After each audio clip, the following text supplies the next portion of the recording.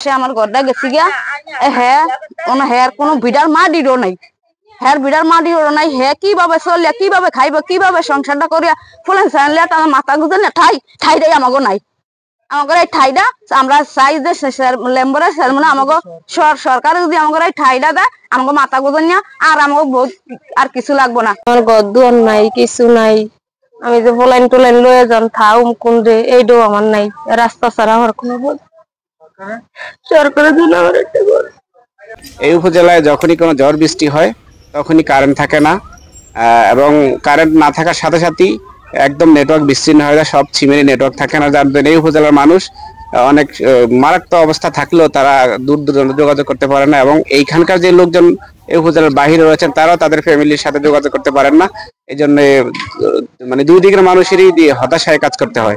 নিজের শক্তির তাণ্ডবে দৌলতখান উপজেলার উপকূলীয় এলাকা ভবানীপুর ইউনিয়নের লঞ্চঘাট বিশিষ্ট মোস্তাক কামাল লঞ্চঘাটটি একেবারেই জনসাধারণের অনুপযোগী হয়ে উঠেছে।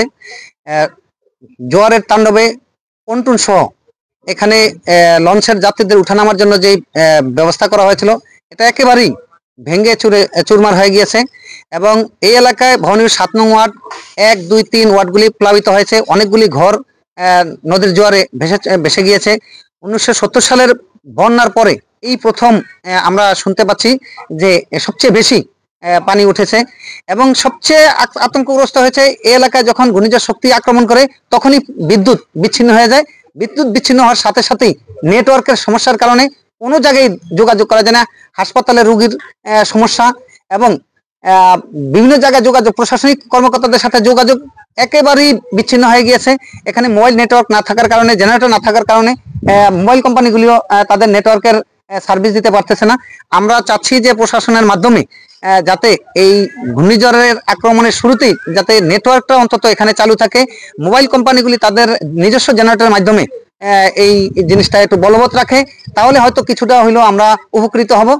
বীরশ্রেষ্ঠ মোস্তফা ঘাটটা এখন যে পরিস্থিতি আছে, কোনো যাত্রী আসা যাওয়ার কোনো ব্যবস্থা নেই। সকাল থেকে আমি দৌদকা এই ঘাটের ইজাদার, কিন্তু সবচেয়ে প্লাবিত হয়েছে 7 নম্বর, 1 নম্বর আর 8 নম্বর, 1 নম্বর 2 নম্বর কোনো নদী সব ভেঙে গেছে গিয়া, এবং 7 নম্বরে কমপক্ষে 20টা ঘর ভেঙে গেছে, এবং লঞ্চ ঘাটে কোনো মানুষ আওয়ার মতন কোনো পরিস্থিতি নাই। যেভাবে প্রশাসনের দৃষ্টি আকর্ষণ করছি, যেভাবে ও মোটামুটি ইমার্জেন্সি স্কিম দিয়া এই কাজটা যেন করে, মানুষের এই দ্বারা আছে 6 দিন যে ইমার্জেন্সি স্কিম দিয়ে যেত কামটা করে দেয়, ইঞ্জিনিয়ার আর মাননীয় টিওনো মহোদয়ের কাছে আবেদন করলাম।